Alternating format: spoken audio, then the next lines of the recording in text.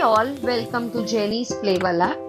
இன்னைக்கு ஒரு டேஸ்டியான எக் கறி, பெப்பர் எக் கறி எப்படி பண்ணலான்னு பார்க்கலாம் ஒரு 15 நிமிஷத்துல. அதுக்கு தேவையான பொருள் வெங்காயம், தக்காளி நல்லா ஃபைனா சாப் பண்ணி எடுத்துக்கோங்க.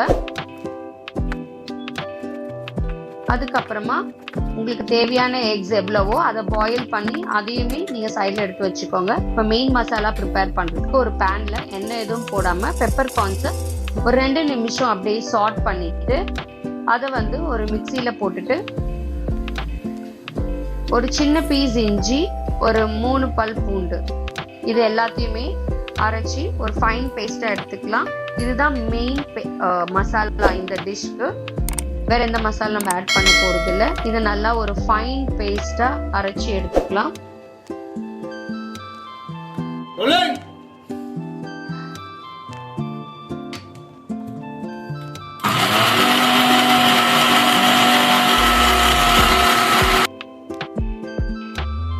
இப்போ பாருங்க, நல்லா ஒரு ஃபைன் பேஸ்டா நல்லா அரைச்சாச்சு. இப்போ ஒரு பேன்ல எண்ணெயை சூட் பண்ணிட்டு கடுகு போட்டுட்டு அடுத்தது வெங்காயம் போடணும்.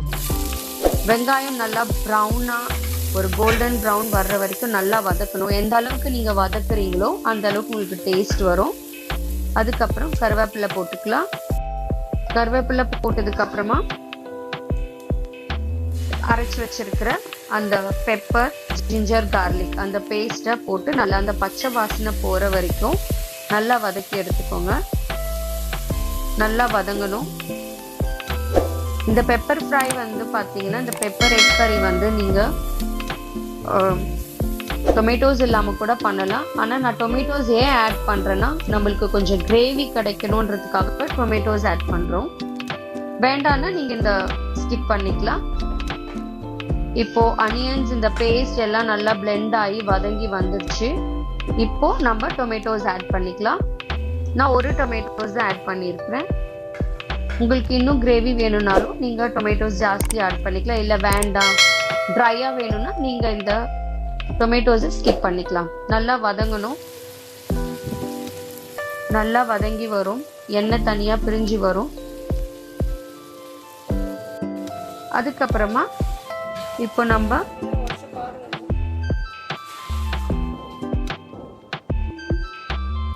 பாயில் பண்ணி வச்சிருக்கிற எக்கை போட்டு நல்லா மசாலாவோட நல்லா மிக்ஸ் பண்ணணும்.